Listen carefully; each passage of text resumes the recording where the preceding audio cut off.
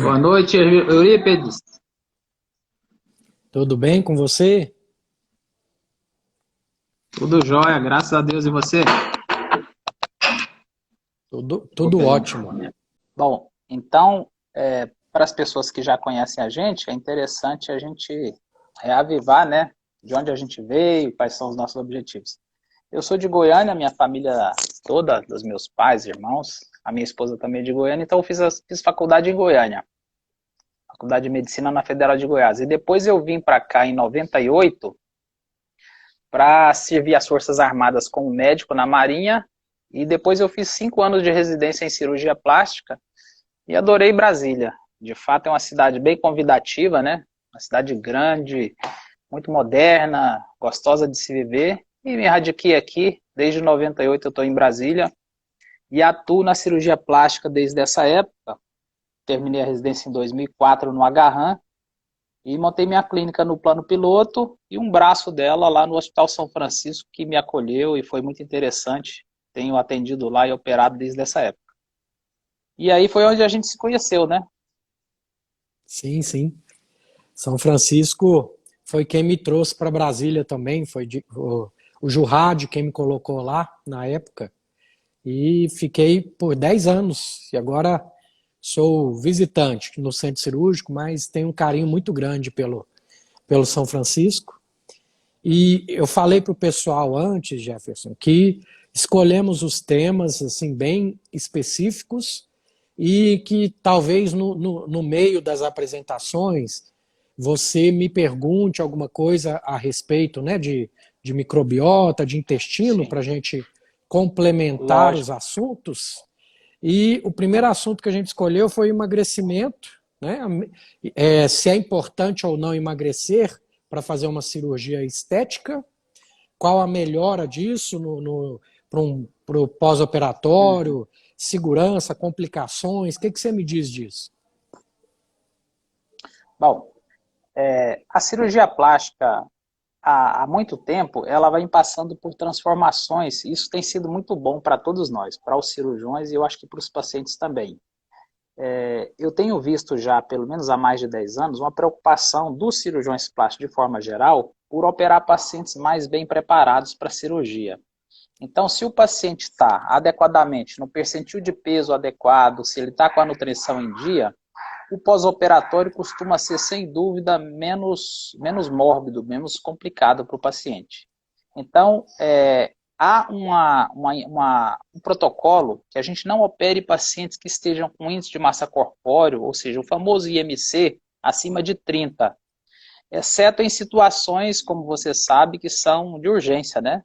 Então, assim, de forma geral, emagrecer, estar adequadamente preparado para a cirurgia e levando em consideração atividade física, dieta, melhora da microbiota intestinal, que é a sua área, sem dúvida nenhuma é o caminho, né? E aí eu queria ouvir de você agora justamente esse fator. Aí eu vou te devolver a pergunta, né? Você me perguntou se é interessante emagrecer, sem dúvida, é primordial. Eu até tenho um direcionamento que eu não opero pacientes que estejam muito acima do peso. Exceto aquela, por exemplo, aquela paciente que está obesa, mas que tem uma mama extrema gigante, que está pesando demais, ela não consegue nem caminhar para uma caminhada. Aí se abre a guarda um pouquinho, com a ajuda do cardiologista e tudo mais, se opera essa paciente, mas é por essa ocasião específica. No mais, a gente não opera pacientes com obesidade pelo risco que tem.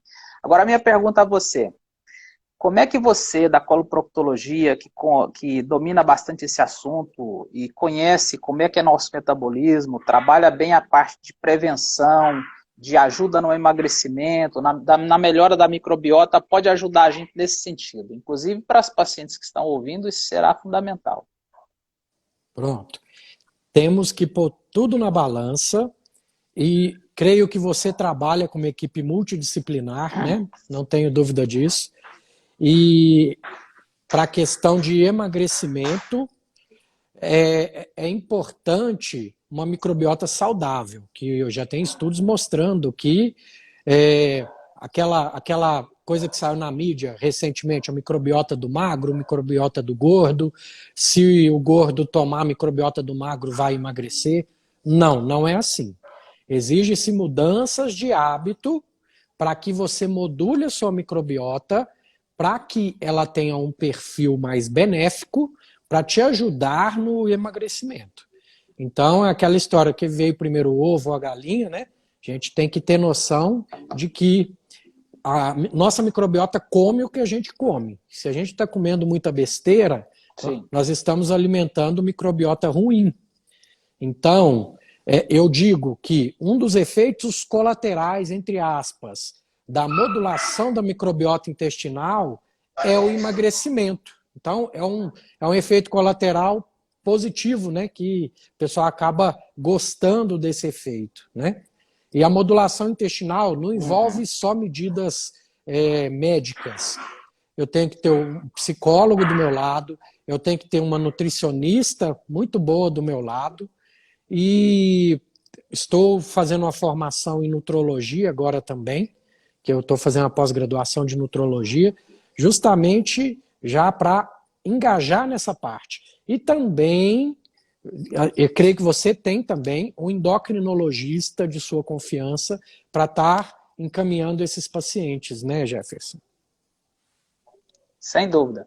Então, assim, isso é muito importante a gente ouvir de profissional como você, que literalmente tem uma especialização nessa área, porque o nosso lema, né, é segurança acima de tudo. Eu falo abertamente para todas as minhas pacientes. Talvez por ser abnegado, assim, de querer sucesso a qualquer custo e tudo mais na minha área, eu comecei lá atrás, obedecendo protocolos, fazendo uma carreira bem sólida e alicerçada em pilares da medicina que a gente não pode abrir mão, né? Então, operar o paciente que não está preparado nunca foi nossa meta e a gente corre disso, porque a gente sabe os malefícios que a gente incorre se a gente for por esse caminho. E é comum chegar no consultório pacientes que estão acima do peso, a gente consegue encaminhar para o endócrino, como você falou, para o nutrologista, que é uma das áreas que você está se especializando. Eu acho que você vai somar muito às equipes que desejam operar pacientes adequadamente preparados. E também uma preocupação nossa que nós temos com a microbiota intestinal. Não é assunto da minha especialidade, você que domina, mas eu observo isso no dia a dia. Vou te dizer em que contexto. Nós temos pacientes com diastase dos retos abdominais, aquele abdômen pós-gravídico, 2 ou 3 gestações, e que além da gordura visceral desse paciente ser uma preocupação, nós podemos deixar isso como um parêntese para falarmos daqui a pouco, mas eu vejo que quando eu faço uma percussão no abdômen desse paciente, ele é um abdômen timpânico, com muitos gases, e eu até falo para a paciente, olha, eu posso fazer tua abdominoplastia, vou corrigir a tua diastase, mas eu creio que você ainda vai ficar com o abaulamento desse intestino, porque quando a gente observa esse abdômen, ele está distendido por gases dentro do intestino, e isso é uma coisa que eu não consigo resolver, né, cirurgicamente falando. Ou seja, essa paciente, quando eu observo isso, eu encaminho para você, encaminho para um endócrino, para um nutrologista, para poder melhorar a dieta, vai melhorar esse intestino e o meu pós-operatório vai ser mais saudável, e sem dúvida, o resultado vai aparecer mais, né? E aí você poderia agora explicar para esse público que está ouvindo a gente o que é microbiota intestinal? Dá um dedinho aí para nós sobre esse assunto. Vamos lá. Hoje é chamado do órgão esquecido, que na verdade agora está sendo revelado, né? Que temos mais de 1 quilo aí de bactérias dentro da gente e que tem função metabólica. Então, se tem função metabólica, ela funciona como se fosse um órgão mesmo, um tecido dentro da gente. Então, microbiota intestinal são as bactérias que estão não só no nosso intestino, mas grande parte no intestino, são nossos inquilinos, eu costumo falar assim. Eles moram na gente, comem o que a gente come, vivenciam o que a gente vivencia e estão cada vez descobrindo mais vias metabólicas em que elas estão influenciando na saúde e na doença, como um todo, né? E essa questão que você disse da distensão abdominal é um dos sintomas mais comuns da disbiose, que é o desbalanço dessa bactéria. É o termo mais atual, né? Isso. Que aí essa bactéria, você come, sua capacidade absortiva está reduzida, você não está absorvendo tanto por microfilme, biofilme bacteriano, que está cobrindo ali, você não está conseguindo absorver corretamente, você não está produzindo enzimas digestivas corretas, Isso sobra no roubando seu minha... intestino, isso sobra no seu intestino, e o que que acontece? Quem que vai comer aquilo ali? As bactérias. As bactérias consumindo aquilo ali, vai aumentar a sua produção de gás, você vai ficar mais distendido e vai prejudicar não só a sua cirurgia, como cirurgias gastrointestinais, que tem anastomoses ali, que o paciente acaba distendendo muito próximo no pós-operatório, chance de dar uma fístula, chance de dar uma deiscência de anastomose, no seu caso aí, chance de romper um ponto, e é realmente tem-se que pensar em protocolos de preparo para esse paciente para os pós-operatórios, sim. Certo. Nesse caminho, então, aí eu vou te fazer duas perguntas, você pode ser bem objetivo, e para que o público leigo nos entenda. Eu sei disso como médico, mas as pessoas não sabem. Por volta de quantos litros de gases que as nossas bactérias, quando são boazinhas, produzem, isso é interessante, porque a gente libera elas nos flatos e é natural do organismo, e aquelas bactérias que não são boas, que são más, porque já tem uma disbiose. Só faz para nós um comparativo. Quando eu estou com a minha microbiota normal, eu produzo tantos gases, isso é natural, e quando eu estou com a minha microbiota alterada, eu já vou produzir outro tanto de gases. Fala para nós isso aí. Vamos lá. Uma microbiota normal, geralmente sobra-se muito pouco resíduo para ela se alimentar. Então, acaba que o pouco gás que ela produz, a gente consegue eliminar ali de forma fisiológica em uma pequena quantidade. Agora, se você está produzindo demais, não é nem quantidade, Jefferson, é mais qualidade, tá? É que o pessoal fala, o cheiro, se realmente está com um cheiro muito forte, vocês estão com bactérias mais proteolíticas, que estão consumindo ali aminoácidos, liberando enxofre e metano no seu intestino, que vai ser o dobro ou até 3 vezes mais do que uma pessoa que esteja com a flora normal, e com um cheiro desagradável. Então, aquela pessoa que tem aquele cheiro que abre roda, né, que o pessoal costuma brincar, isso não é normal. Sem dúvida. Deve ser investigado e pode estar com uma disbiose aí de terceiro compartimento, que a gente fala. Sem dúvida. Aí vou pegar um gancho disso que a gente falou agora, né? Então, na cirurgia que a gente aborda mais comumente a parede abdominal, que é a abdominoplastia, em que a gente, além de remover a gordura em excesso, usando a lipoaspiração, isso é algo fabuloso, os resultados são surpreendentes, e eu confesso que sou apaixonado por essa cirurgia e faço bem, com muita segurança. Tem um fator de correção no abdômen, que é a correção da diastase dos retos abdominais, ou seja, corrigir os músculos que estão afastados, né? E às vezes as pacientes me perguntam, sabe, Eurípides, quando corrige esse músculo adutor, eu não vou me sentir tão apertada e não vou respirar direito? Aí eu vou fazer um parêntese, eu acho que até já falei para ti sobre isso. Há cerca de 3 anos eu fiz um trabalho científico, né, observando os resultados das minhas cirurgias. Então a gente não tá usando ninguém como cobaia, simplesmente eu opero, meço as quantidades que me interessam relacionadas à cirurgia, e a gente fez um trabalho curioso. Você pode depois acessar na nossa revista. Eu medi a pressão intraabdominal das pacientes durante a cirurgia, antes de fazer a aplicatura, depois da aplicatura e depois que elas ficam encurvadinhas vestidas com a cinta. E encontrei, Jefferson, já que eu seleciono... Só uma dúvida. Sim? Você mediu através da pressão vesical? Da pressão vesical, exatamente. É uma medida indireta. A gente passa a sonda vesical, que é comum nas nossas cirurgias, para os pacientes não terem o desconforto de ter que ir no banheiro após uma cirurgia grande, isso é impraticável.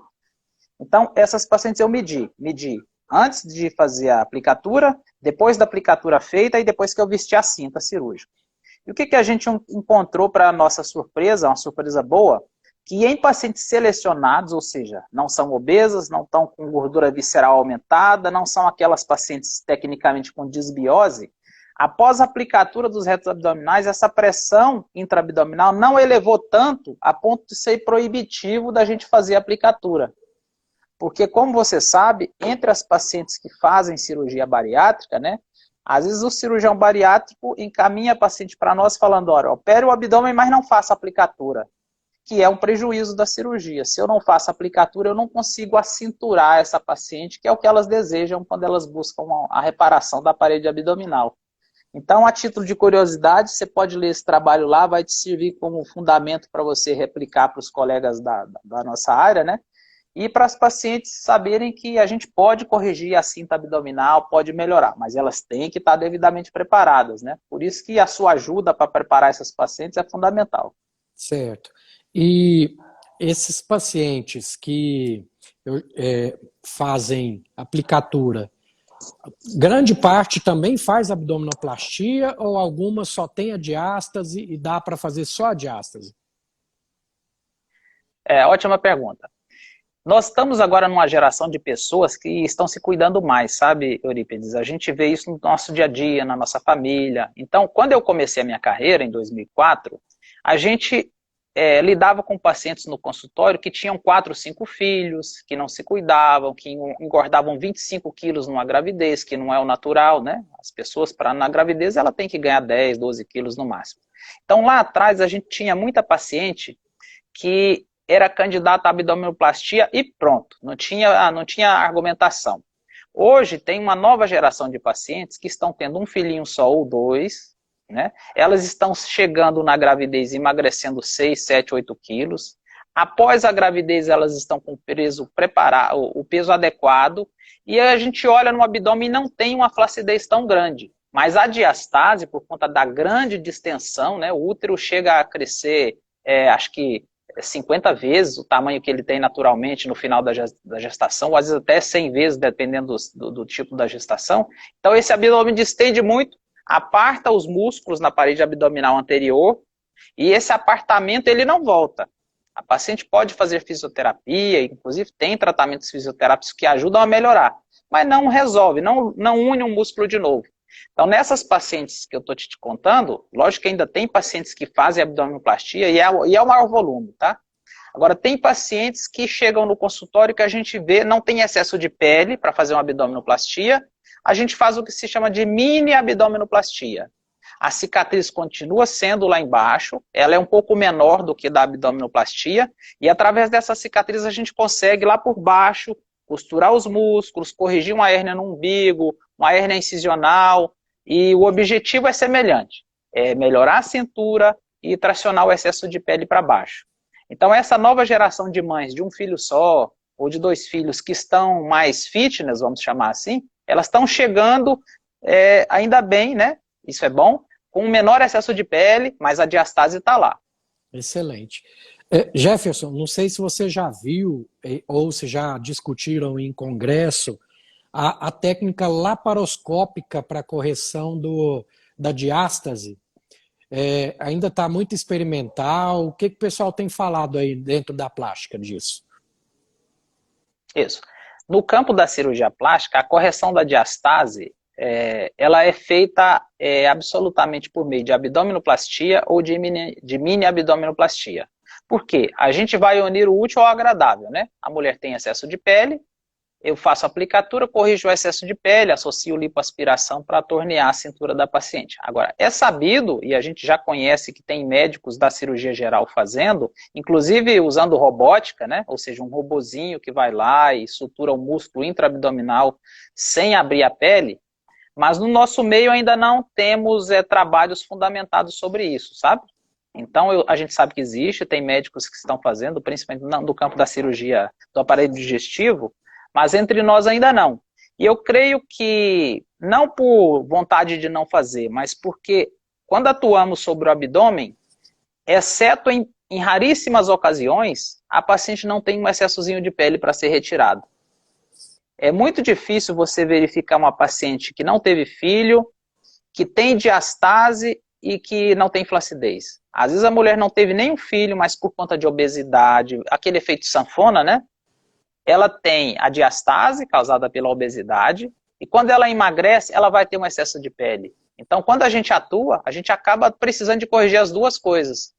Por isso eu creio, não como um desmérito da técnica que existe para corrigir por videolaparoscopia a diastase, eu creio que a gente vai continuar fazendo mais vezes, apesar do método que você comentou poder ser efetivo, a gente ainda vai fazer mais abdominoplastia e mini abdômen. Excelente. É porque une o útil ao agradável, porque vai acabar resolvendo a questão estética também, né? Que para paciente Sem dúvida. não seria só fechar aquele defeito, ela tem uns fatores a mais. Você Exatamente. é um cirurgião plástico completo, tudo, e eu sei que se chega para você a paciente com uma hérnia umbilical, você mesmo corrige ou você chama um cirurgião geral para entrar contigo, para corrigir a hérnia da parede? Ótima pergunta. Como isso já é uma coisa já meio que fundamentada na nossa especialidade, que as pacientes quase sempre têm uma hérniazinha umbilical, e isso já vem de muito tempo, a gente fazia aplicatura e já corrigia automaticamente a hérnia umbilical, então, via de regra, a gente, por ter uma formação de cirurgião geral também, né, que todos os cirurgiões plásticos somos cirurgiões gerais, a gente acaba resolvendo esses problemas sozinhos, né, os dois cirurgiões plásticos que operam juntos. Agora, em nenhuma situação que eu vislumbre que a paciente tem uma hérnia mais elaborada, que tenha conteúdo intestinal nessa hérnia, ou umbilical, ou uma hérnia proveniente de outra cirurgia no abdômen, nessas situações, sem dúvida, o cirurgião geral experiente como você como a equipe que a gente conhece lá do São Francisco, ou aqui do Plano, esses cirurgiões são acionados e a gente, sem dúvida, compõe um time que o objetivo final, maior segurança, maior qualidade de cirurgia para paciente, né? Excelente, excelente. Vamos entrar no nosso outro tema, que é interessante, que eu tenho muitas pacientes pós-bariátricas, né? Aquela paciente que emagreceu muito, o abdômen ficou em avental, o braço também já está com muita pele. Você faz muito essa cirurgia reparadora, Jefferson? Joia. Você sabe que cada vez mais aumenta o número de pacientes que estão fazendo redução de estômago ou aquelas outras cirurgias que fazem redução de peso, né? Consequentemente, essas pacientes, ao emagrecer, vão ter pele sobrando. E elas chegam para nós sem dúvida. Talvez por eu não atender e não receber honorários de convênio, eu não receba tanto essas pacientes. Mas sem dúvida eu recebo as pacientes que operam de forma particular. E a cirurgia, tanto de abdômen quanto de coxa e braço, né, que são as cirurgias mais comumente pedidas por essas pacientes, elas são cirurgias, entre aspas, novas na especialidade de cirurgia plástica, porque há 20 anos não tinha cirurgia bariátrica, portanto não existiam esses pacientes. Então esses pacientes pós-bariátricos, que é conforme a gente chama, eles são pacientes novos. Eles apareceram nos últimos 15 anos, salvo engano, que é o advento da cirurgia bariátrica, não foi? Por volta de 15 anos atrás. Sim. 15 a 20 anos. Exato. Então, quando esses pacientes apareceram, é que a nossa especialidade de cirurgia plástica começou a ter que tratar esses problemas e a gente aprendeu ao longo do tempo. Hoje eu confesso que nós estamos já bastante experientes nesse assunto. E sem sombra de dúvida, aquela paciente pós-bariátrica que emagreceu 30, 40 quilos, ela tem muito excesso de pele e as nossas técnicas requintadas ajudam bastante essas pacientes. Como eu falei, eu não faço um volume grande, mas eu considero que a nossa expertise nesse assunto ela é grande, sabe? A gente tem feito isso, desde quando começou eu faço, né? Não é muito volume, mas eu me atenho a fazer aquela que eu faço e falo, vai ficar bem feita, porque a gente adquiriu isso ao longo dos anos. E dá para tirar quanto em quilo ali de pele, Jefferson? Qual foi seu recorde aí de peso de pele que tirou?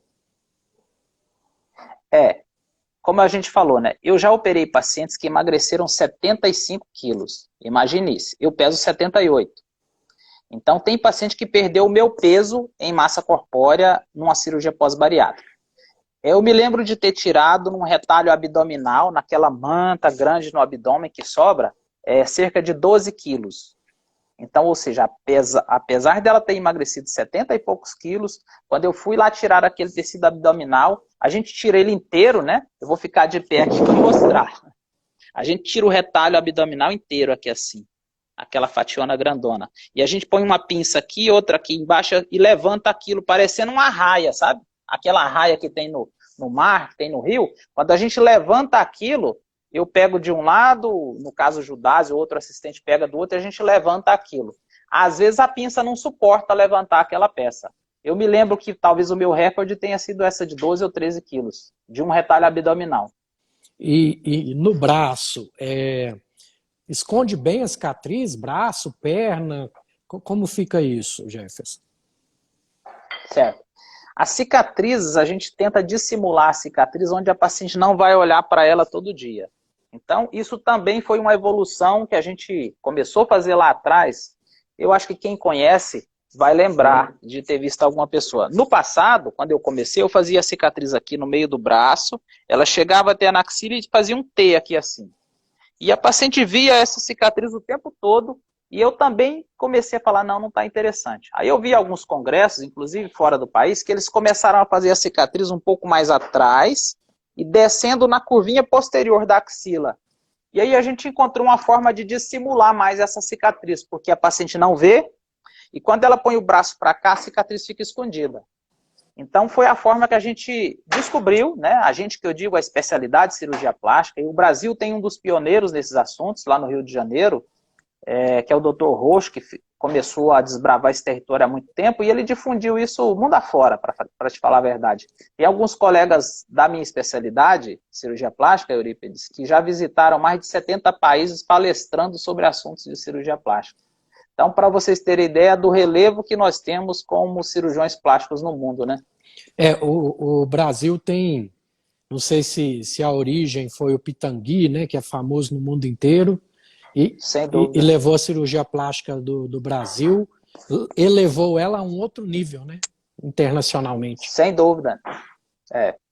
Sempre que a gente tem os congressos nacionais sobre cirurgia plástica, que a gente recebe muito convidado estrangeiro, para você ter ideia, no nosso congresso, no último presencial que eu fui, eu dei uma palestra sobre rinoplastia nesse congresso, tinha cerca de 2.500 pessoas. Desses, talvez 300 sejam estrangeiros que tenham vindo ao nosso congresso. E quando a gente vai a congresso fora do país, eu já fui em congresso na Suécia, fui nos Estados Unidos, e a gente sempre que se inscreve no congresso brasileiro, quando você chega, o colega quer conversar contigo, quer pedir orientação, sabe? Aleatoriamente ali naquele ambiente de festividade, de um coffee break, os colegas de fora querem conversar com a gente. E graças, sem dúvida, ao Pitangui e aos demais cirurgiões, que se eu fosse citar nomes aqui, eu ficaria meia hora citando nomes de grandes cirurgiões que foram nossos mestres, né, nossos professores. Então, isso aí é para o pessoal valorizar a medicina que a gente tem aqui no Brasil. Temos profissionais, sem dúvida, né, em todas as áreas, né, na proctologia. Em todas as áreas. Temos a doutora Angelita, que é... Angelita Gama. Que ela é o nome em relação ao câncer de reto, né? De cólon. Que teve recentemente aí, ela não estava muito bem aí por causa do corona, né? Mas eu acho que ela... Sim, do Covid foi. Ela todo mundo ficou sabendo, né? O pessoal ficou bem... Foi uma vitória quando ela saiu do hospital, sem dúvida. O pessoal ficou bem apreensivo. Assim, temos... Isso aí, Eurípides, é uma coisa interessante para nós que somos brasileiros, né? Pararmos com aquele complexo de vira-lata. Então, se a gente for pegar duas áreas do conhecimento humano, porque hoje a gente tem conhecimento humano, é a nossa maior propriedade. Se a gente pegar as duas áreas, a que você milita, que é a do cirurgia do aparelho digestivo, e a minha área, nós temos pelo menos 30, 40, 50 nomes que são renome no mundo inteiro. Eu falei de Pitangui, de Baru, de Dr. Roxo, você vai falar de Angelita Gama, vai falar dos meus professores da Universidade Federal de Goiás. Sem dúvida, nós temos equipes de médicos no país extremamente competentes, né? E graças a Deus, né? Exato. E temos tempo ainda, cumprimos os assuntos prometidos, só que eu queria usar um pouquinho seu expertise nos assuntos.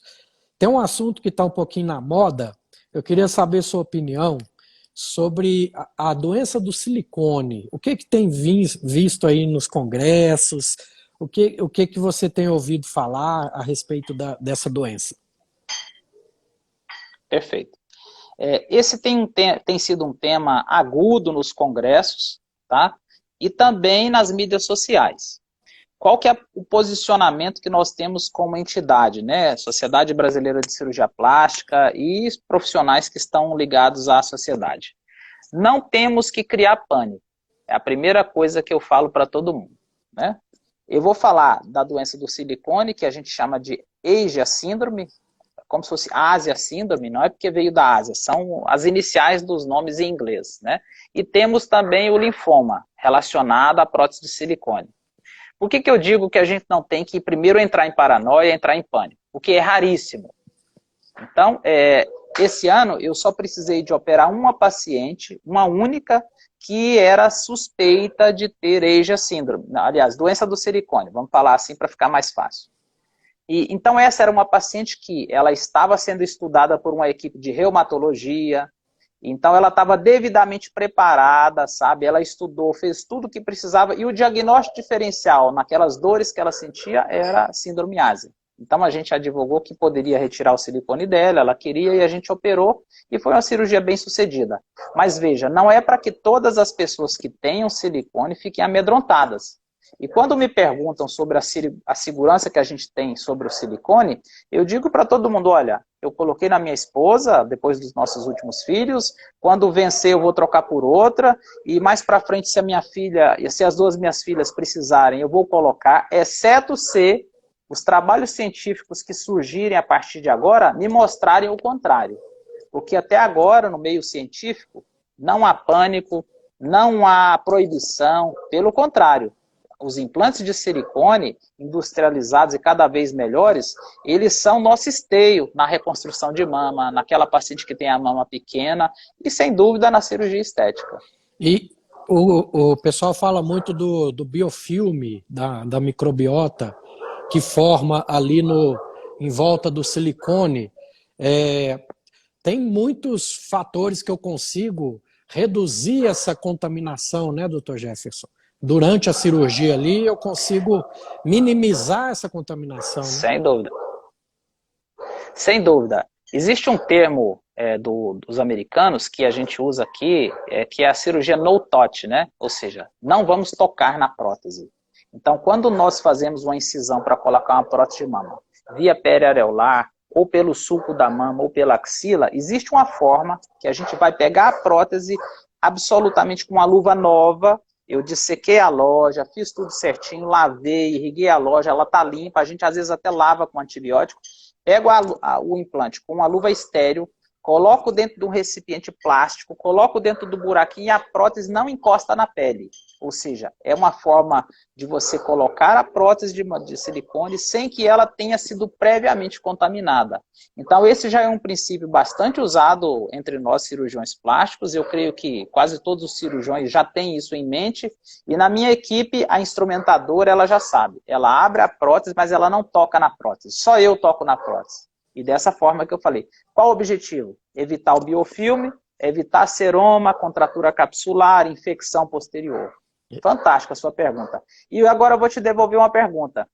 É dito nos trabalhos científicos que quando a gente tem uma infecção em prótese de mama, ela pode ter vindo da própria colocação do implante, se a gente não tiver o cuidado, de uma contaminação da ferida operatória, às vezes de uma cárie dentária que a paciente está ali com ela e fez bacteremia, às vezes de uma infecção urinária que apareceu e não foi tratada por septicemia, e a bactéria pode chegar lá. E aí eu te pergunto, pode vir de uma microbiota totalmente desorganizada, uma infecção que chegue na prótese de mama? Não tenho dúvida que sim, que a ciência já está provando que existe o leak gut, que é o intestino permeável, que além de passar compostos bacterianos, pode passar a bactéria íntegra mesmo, que a nossa imunidade está ali no intestino. E, recentemente, o pessoal tem pesquisado o leak mouth, que é a boca permeável, que a saúde dentária tem que estar ok para qualquer procedimento cirúrgico até. Se a pessoa, se a pessoa tem uma cárie, tem um canal que está ali infectado, aquilo ali não pode fazer cirurgia. Está lançando bactéria para todo lado, o tempo todo, sem contar endocardite, bacteriana. Sim. Então, é muito plausível isso que você está falando. E só dando uma pincelada no assunto que você falou para trás também, o pessoal joga muito para cima de nós médicos algumas responsabilidades que hoje, com a modulação intestinal, eu tenho devolvido para o paciente esse tipo de responsabilidade, porque quando você peca na ignorância é uma coisa, agora você peca sabendo que está pecando, tem um outro peso. Por que eu estou te dizendo isso? Essas pacientes que deu a síndrome ásia, a síndrome do silicone, será que ela já não tem outros fatores ali envolvidos para doenças reumatológicas? Porque 80% da imunidade está no intestino. Então, as doenças reumatológicas à distância, as doenças imunológicas à distância, se você tirar alimentos inflamatórios, mudar hábitos de vida, a pessoa fazer uma atividade física, a pessoa ter um sono reparador, você vai estar modulando esse sistema imunológico, essa microbiota e, consequentemente, esse sistema imunológico, e vai minimizar a sua chance, mesmo que você tenha genética, a epigenética vai bloquear a sua chance de ter essa ou qualquer outra doença de fundo imunológico, não é, doutor? Sem dúvida. E aí eu vou fazer uma adenda ao que você já comentou, que o aparelho digestivo talvez seja o nosso maior órgão imunológico, né? E a gente fica pensando que são os linfáticos, que é o baço. Sem dúvida eles estão aqui, mas o nosso intestino é a primeira barreira, né? Todo dia a gente come um punhado de coisa, muita coisa ruim, sem dúvida o intestino depura isso tudo. Então a gente tem que cuidar da saúde do intestino. E olha que curioso, né? Infelizmente, na atualidade, tem havido vamos dizer, uma vulgarização, né, do uso dos implantes de silicone, da medicina na área de estética, infelizmente. Colegas que não são formados na minha área estão fazendo, né, profissionais de outras especialidades que não são médicos estão fazendo, e isso, assim, vulgarizou tudo. Vulgarizou a ponto, Eurípides, de pacientes chegarem em consultórios aleatoriamente e saírem dali em 10 minutos depois da consulta, marcar a cirurgia para o dia seguinte e realizar. E aí eu falo para a paciente que chega para mim no meu consultório, falo, olha, esqueça tudo que você já ouviu nos consultórios anteriores, porque aqui eu vou te dar uma informação segura. Segura em que sentido? Você me contou agora da cárie, né? Então, assim, sempre que eu vou operar uma paciente, a prótese de silicone, como a gente sabe que ela pode ser infeccionada pela pele, pelo orifício, pela contaminação, mas pode vir de uma cárie dentária, pode vir de uma infecção de urina. A gente pesquisa isso tudo na paciente. Então, assim, para preparar uma paciente para operar uma prótese de silicone, a gente tem que conversar bastante, tem que investigar tudo, né? E tem sido negligenciado, né, pelos colegas que querem fazer isso a toque de caixa. E quando a gente ouve de profissionais experientes como você, que a gente tem que cuidar da microbiota intestinal para ter menos fatores inflamatórios, menos bactérias nocivas, cuidar do aparelho urinário, e uma curiosidade, como o nosso público é basicamente mulher, mais de 90%, as mulheres fazem muita infecção de urina assintomática. Então é muito comum a gente, no exame de pré-operatório, ver uma paciente que marcou dia de cirurgia, marcou as férias para aquele dia. Quando ela traz o exame de urina, 10 dias antes da cirurgia, se tem uma bactéria na urina, que a gente sabe que essa bactéria é nociva, eu não posso operar.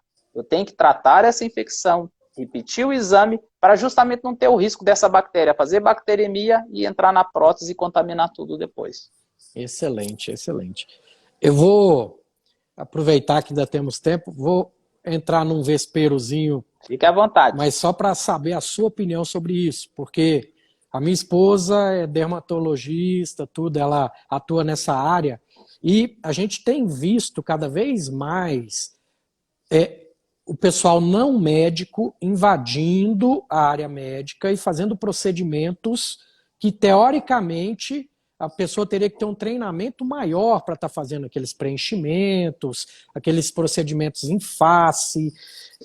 Como que a Sociedade Brasileira de Cirurgia Plástica, e você mesmo, tem visto isso? Eu penso assim, existe o livre-arbítrio. Se eu sou paciente, eu nunca iria fazer isso com um profissional não médico. Mas, infelizmente, tem aquele que acaba se aventurando com um colega vamos pôr entre aspas esse colega, de outra área não médica a fazer procedimentos invasivos, né? Passou da pele, já é considerado invasivo, né, Jefferson? Sem dúvida. É. Isso é uma coisa assim, se a gente fosse a fundo nesse assunto, a gente ficaria... na verdade, é um assunto para congresso, para discussões e tudo mais. Eu acho que a raiz do problema está no nosso Conselho Federal de Medicina, que ele tem uma legislação criada na década de 70, salvo engano, e vigora até hoje. Lá está escrito assim, que o profissional médico, ele pode executar qualquer procedimento. Até uma craniotomia, eu, médico, eu poderia fazer. Por responsabilidade, por respeito aos meus pacientes, eu só faço aquilo que a minha formação de especialista em cirurgia plástica me permite fazer. Então, a gente pensa que teria que mudar a legislação do CRM para, de fato, falar, não, agora você vai ser punido se você pular a cerca, né? Agora, que está havendo a vulgarização da medicina, principalmente na área da estética, sem dúvida está. Todos os profissionais querem fazer estética, né? E pensa-se que é muito fácil fazer um botox, fazer um preenchimento com ácido hialurônico. Olha, é fácil quando você consegue fazer o procedimento e tratar a complicação que possa acontecer. Infelizmente, aconteceu coisas catastróficas no Brasil com algumas pacientes que fizeram procedimentos em lugares inadequados. E essas pacientes estão desfiguradas, sabe? Com necroses de nariz, de lábio, com cegueira. Ou seja, não é adequado, né? Se a pessoa teve uma formação numa determinada área, ela se habilite naquela área e explore aquele assunto daquela área. Agora, o que tem acontecido é profissionais de uma área invadir a medicina, especificamente a área de estética. Aí eu te pergunto, tem algum profissional querendo invadir câncer de colo? Não tem. Não tem. Tá certo? Por que não tem? Porque é um tratamento meticuloso, não vai gerar tantas divisas, né? Como a estética ela é muito chamativa em termos de valores pecuniários, todo mundo quer fazer. Só que a população, infelizmente, eu creio que a população ela não se atenta a esses detalhes e vão no primeiro que ela vê no Instagram.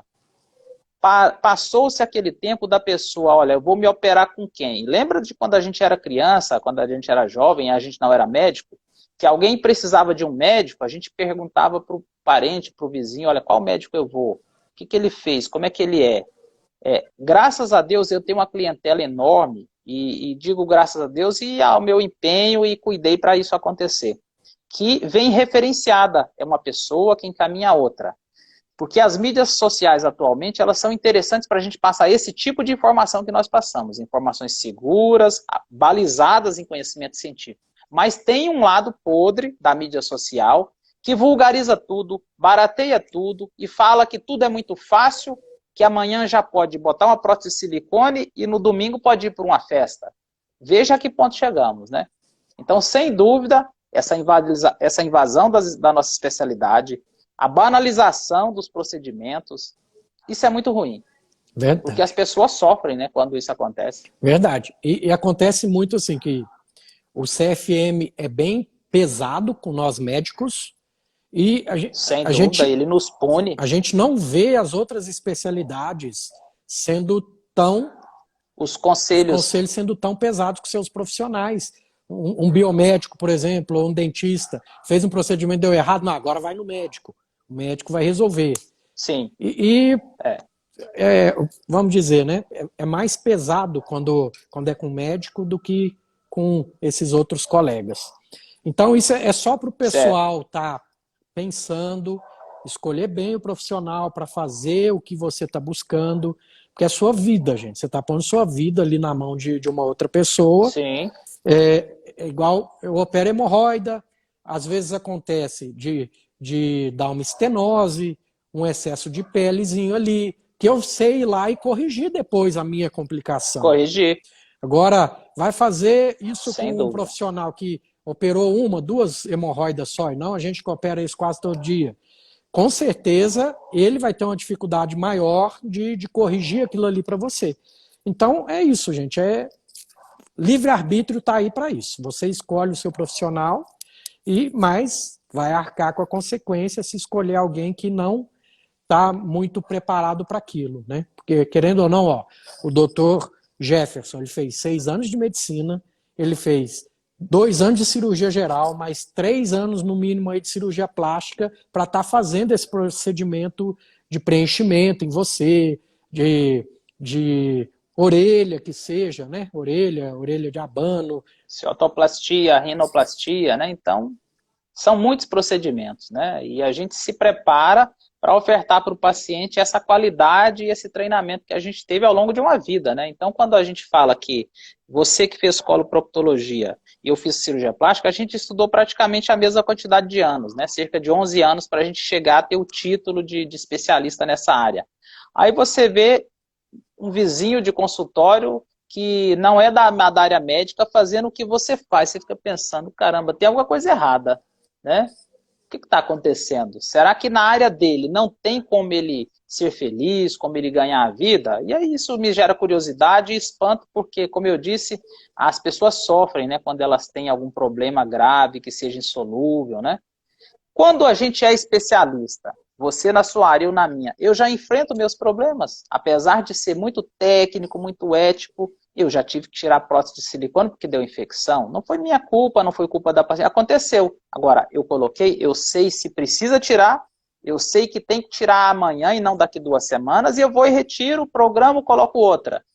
E o profissional que não tem formação e que fica empurrando, sabe? Porque quando o problema acontece em outras áreas e que não são adequadamente tratadas, eles empurram os pacientes e vão protelando o tratamento. Quando chegam para nós, aí às vezes o tratamento já é muito mais difícil de ser realizado, né? Exato. Excelente, acho que... É a mesma coisa de um paciente que opera um câncer de cólon com um cirurgião geral que não tem a formação adequada e não faz a linfadenectomia, e quando chega para você, já tem metástase cerebral, hepática e vai por aí afora, né? Exato. Então, vamos escolher o profissional. Isso que você disse é muito interessante, referenciado, né? Algum amigo já Sem foi. dúvida. Então, assim, o bom médico é de boca em boca mesmo, que esse cliente acaba chegando. A gente Sem dúvida. não precisa de muita propaganda não, né, Jefferson? Eu costumo dizer para todo mundo, falo até em rede social, que assim, tá aqui na frente desse celular fazendo esse bate-papo contigo, para mim é muito prazeroso e eu te confesso que eu gosto disso, né? De ofertar informações reais, balizadas em trabalho científico, em experiência profissional de mais de 15 anos, meu e seu, eu creio, e isso é interessante. Agora, quando eu olho e pego a tela do meu Instagram e faço assim, e vejo a banalização da medicina, da proctologia, da cirurgia plástica, da medicina estética, eu falo, caramba, eu vou sair desse troço, entendeu? Aí eu recorro à minha consciência de novo, falo, não, eu vou ficar aqui justamente para mostrar o que é certo, o que é correto, o que é ético, né? Eu acho que você tem que fazer a mesma coisa e você faz, porque tem hora que dá um desânimo, rapaz. A gente vê cada futilidade, cada banalidade, né? E assim, a pessoa se postando como maioral, né? Aí você vai lembrar do cara, não é nada disso. Verdade. Excelente. Cobrimos até mais do que a gente estava querendo cobrir, Sim. foi muito bom. Nós temos quanto tempo aí? Temos, acho que 10 minutos. Aí eu sempre faço uma pergunta para o meu convidado sobre livros que mudaram sua vida. Pode ser da área médica, fora da área médica, que eu anoto aí esses livros para eu correr atrás depois para mim. Tá, então, livros que mudaram minha vida, né? Porque eu sou um goiano, lá de Goiânia, mas meus pais são do interior de Goiás, me criaram com fruto do trabalho deles lá naquela fazenda. Quando eu li um conto do Bernardo Ellis, que é um prosador lá do meu estado, né? Podem pesquisar, anota aí, Bernardo Ellis. O conto chama A Enxada. Os melhores contos de Bernardo Ellis. Esse livro, para mim, foi fantástico, porque é um conterrâneo meu que fala de situações cotidianas que eu vivia na minha infância. Então era aquele trabalhador, que o resumo do conto é um trabalhador da área da lavoura que ele precisava de capinar a sua lavoura e a enxada sumiu. Então aguce a sua curiosidade e vão lá ver os melhores contos de Bernardo Ellis, e esse conto, A Enxada, é fantástico. Agora, tem Machado de Assis, que eu já li bastante, né? Quem não conhece, né, A Casa Verde, de de Machado de Assis, né? Brás Cubas. Então, a literatura que eu gostei mais e que gosto é a literatura brasileira. Dostoiévski, que eu adoro também, né? Fantástico. Mas eu ficaria, em resumo, os melhores contos de Bernardo Ellis. Excelente, excelente. Jefferson, como que o pessoal te encontra, seus projetos futuros, usar o espaço, vai para o podcast, o pessoal gosta de saber essas indicações aí. Perfeito. Nós estamos situados em 2 lugares para atendimentos em Brasília. Onde nós montamos nossa clínica inicialmente, eu falo nossa porque eu tenho um grande parceiro e irmão, que é o Judásio, né? Está comigo em quase todas as cirurgias, a gente opera junto e se auxilia. Isso é importante as pessoas saberem também, que o cirurgião, ele não é só. Para eu fazer uma cirurgia da minha área, eu tenho que ter outro par que possa continuar a cirurgia caso eu tenha algum problema. Qual de nós não pode ter uma cólica renal na hora de uma cirurgia? Então, o suplente, o meu e o seu, tem que continuar a cirurgia, porque numa cólica renal eu não consigo continuar a cirurgia. Então, a gente opera junto e trabalha junto e estamos radicados na Asa Norte, onde é nosso quartel-general, no Liberty Mall. É fácil encontrar isso nas nossas mídias, no Instagram ou no Facebook. E tem um consultório remoto, como você sabe, no Hospital São Francisco. Então, são os nossos 2 lugares de atendimento e eu opero, por uma preferência que eu cultivei ao longo de 16 anos, em hospitais, sabe? Então, lá atrás, eu comecei a operar nos hospitais aqui do Plano Piloto e depois lá no São Francisco. E eu vi que operar meu paciente no hospital, eu fico muito mais à vontade, eu tenho tudo ao meu dispor naquele momento, né? Porque eu sempre pensei, não é proibido operar em clínica, tem excelentes clínicas em Brasília, mas o meu jeitão, o meu protocolo é operar em hospital. E aí a gente opera no Hospital Santa Helena, no Hospital DF Star, no Hospital Dyer, no Hospital Home, basicamente nesses, porque se eu for abrir o leque, né, para todos os hospitais de Brasília, graças a Deus Brasília tem muitos hospitais, se eu fosse abrir o leque eu não conseguia chegar em todos eles, que é muito grande essa cidade. Verdade. Quer deixar algum recadinho final para o pessoal? Sim, um recado final seria exatamente desse cunho que a gente está conversando. Eu acho que a medicina ela tem que ser resgatada por profissionais éticos, coerentes, né? Eu me incluo entre um desses éticos e incluo você como um desses profissionais éticos que fazem a medicina com qualidade, né? A gente não coloca o cifrãozinho na testa do paciente em primeiro plano. A gente é parceiro, a gente entende que esse problema eu consigo resolver, e quando eu não consigo, eu chamo você, eu chamo o Rodrigo, eu chamo o Iroge, da bariátrica, que são colegas fantásticos que a gente encaminha paciente um ao outro porque a gente tem confiança, né? Então, quando eu tenho uma paciente com uma hérnia monstruosa no abdômen, eu preciso resolver, olha, eu vou chamar o Eurípides, eu vou chamar o Rodrigo, o Iroge, o Maurílio, porque são colegas que eu posso delegar um paciente meu, porque a confiança que a gente tem no trabalho do outro é tão grande por a gente conhecer um ao outro, né? Então o recado é esse, que a gente busque resgatar essa medicina que a gente aprendeu lá atrás. Excelente. Foi muito bom, superou as expectativas. Fica com Deus, gratidão sempre. Amém, meu amigo. E carpe diem. Carpe diem, vamos aproveitar o dia. É um filme fantástico que eu assisti na década de 80 ou 90, 90, salvo engano. Lembra desse filme? Sim, sim. Carpe diem, eu já uso esse bordão que eu aprendi com um amigo há muito tempo. Sem dúvida. É isso aí. Grande abraço para você. Foi um prazer falar contigo sobre esse assunto e a gente, sem dúvida, vai se manter ligado aí e em prol do bem das nossas pacientes. Excelente. Grande abraço. Abraço. Fiquem com Deus, todos. Tchau, tchau. Valeu.